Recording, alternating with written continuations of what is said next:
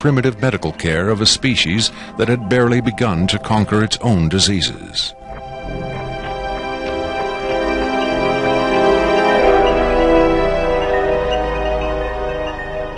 But as we will hear, there are those who claim that to the aliens, death is not a final end to be feared, but a mere transition. It was in the late 40s and early 50s that the U.S. government's policy toward UFOs was formulated. Publicly, there was Project Blue Book, which made a great show of gathering data on all the major UFO sightings, finally declaring them all to be hoaxes, mass hysteria, or swamp gas. But secretly, there may have been another policy at work. Over the years, several documents have come to light which seemingly confirm that a clandestine group, Operation majestic12 Group, aka MJ12, was formed by special classified presidential order on September 24, 1947, for the express purpose of gathering information on UFOs and extraterrestrials, while at the same time keeping such information not only from unfriendly powers, but from the American public as well. If indeed Area 51 has become the nation's repository for alien technology and possibly alien visitors, then the extra-constitutional justifications for such secrecy were developed in the MJ12 Group's planning sessions. James B. Forrestal, Secretary of Defense under President Harry Truman, is widely accused of being the mastermind behind the creation of MJ12. Once created, Majestic may have expanded its mandate beyond what Forrestal had intended. Whatever secrets Forrestal may have known concerning flying saucers and alien visitors, that knowledge died with him when in 1949 he mysteriously plunged to his death from a window at Bethesda Naval Hospital.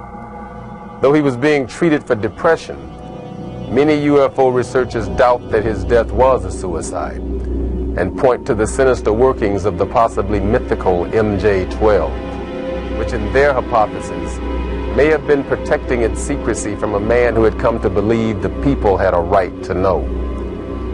As late as 1989, according to Bob Lazar, the identification badges at Area 51 read MAJ for Majestic.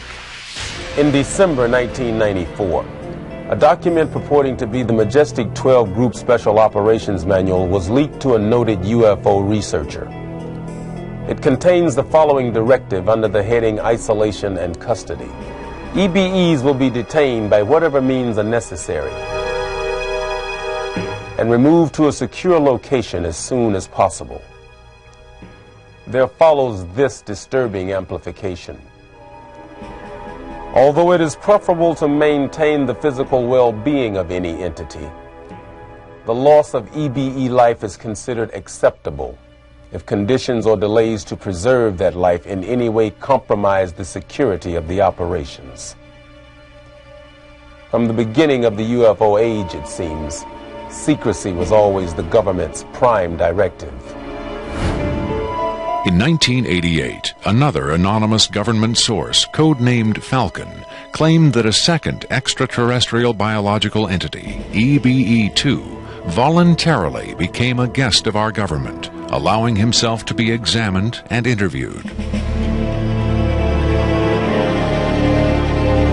In this scenario, Area 51 became, for a time at least, a sort of extraterrestrial embassy, the setting for mankind's first attempt at diplomacy with beings from another world.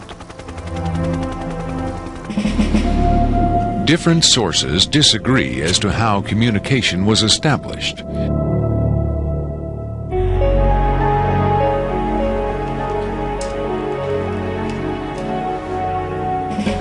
There is universal agreement that the EBEs are incapable or unwilling to speak human language.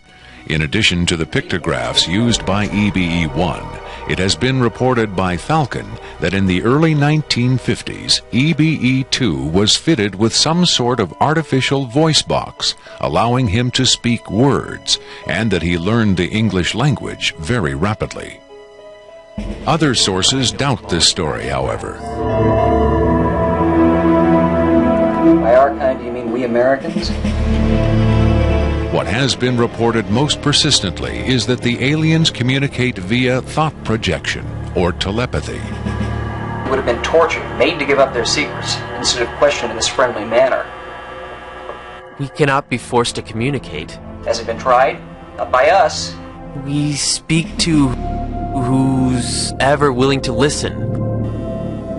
The idea of telepathic communication with alien beings carries with it the same doubts and controversy attached to telepathy itself.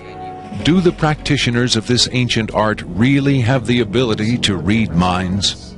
Or are they crafty charlatans who simply tell the listener what he or she wants to hear?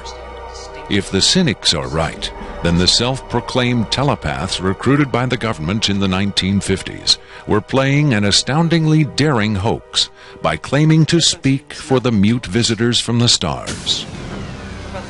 Defenders of telepathy call this notion preposterous and point to the long history of government-funded research into mind reading as proof that their science has merit. In the last 4 decades, there have been persistent, often contradictory rumors and even eyewitness accounts of other alien visitors meeting secretly with military or government officials. But what about